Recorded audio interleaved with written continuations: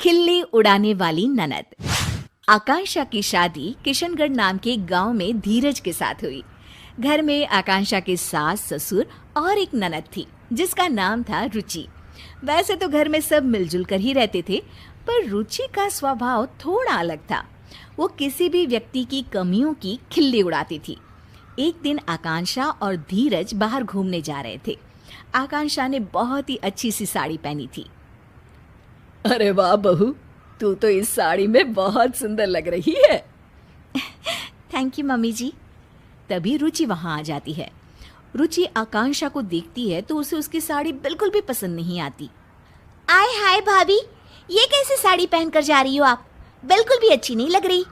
लाल साड़ी में एकदम टमाटर लग रही हो। आकांक्षा को रुचि की इस बात पर बहुत गुस्सा आता है। ए रुचि, तुम इस तरह से मेरी खिल्ली मत उड़ाओ, समझी? छोटी हो छोटी ही रहो। मैंने तो जो कहा सच ही कहा। जैसे कि ये जो झुमके पहने हैं ना, इतने भारी। ध्यान रखना भाभी, कहीं कान ही ना कट जाए। आकांक्षा ये बात सुनकर और भी गुस्सा हो जाती है। धीरज बात संभालने की कोशिश करता है। चलो आकांक्षा, फिल्म के लिए लेट हो रहा है।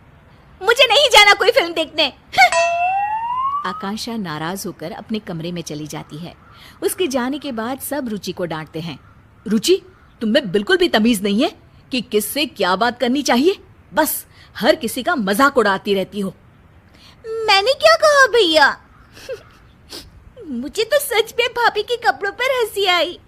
फिल्म देखने से ज्यादा लग रहा था जैसे किसी शादी में जा रही थी।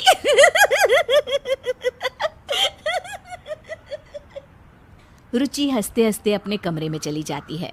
रुचि की इस आदत ने सबको बहुत परेशान कर रखा था। उसे हर किसी का मजाक बनाने की अब तो आदत सी हो गई थी।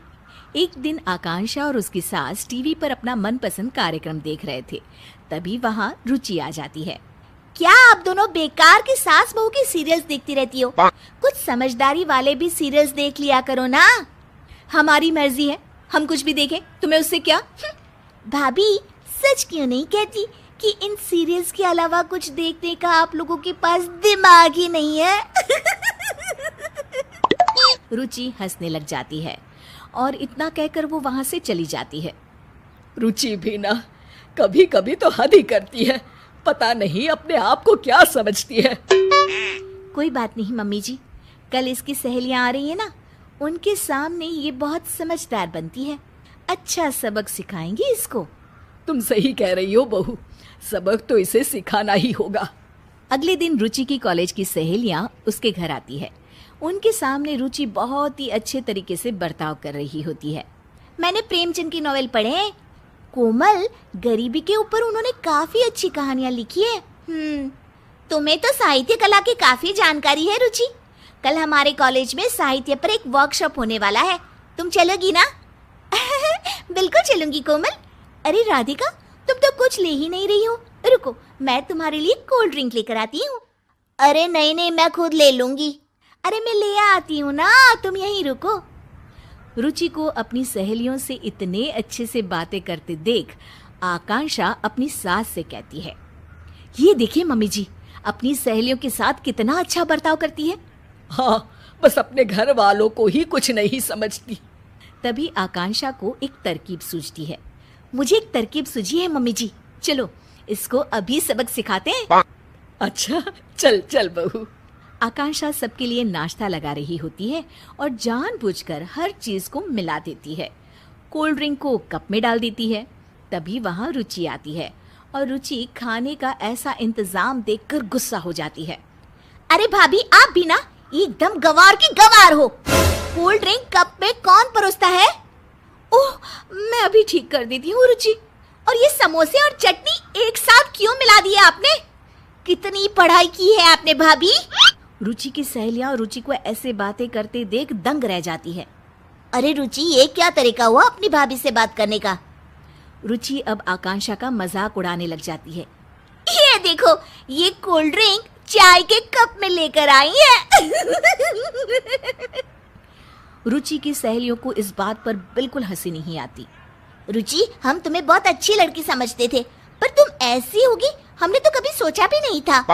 हाँ हाँ, बातें तो इतनी ज्ञानों वाली करती है और अपने बड़ों से कैसे बात करती है, इसमें तो तमीज ही नहीं है। हम तो चले भाई, और आज से तुम हमारे ग्रुप में भी नहीं रहोगी।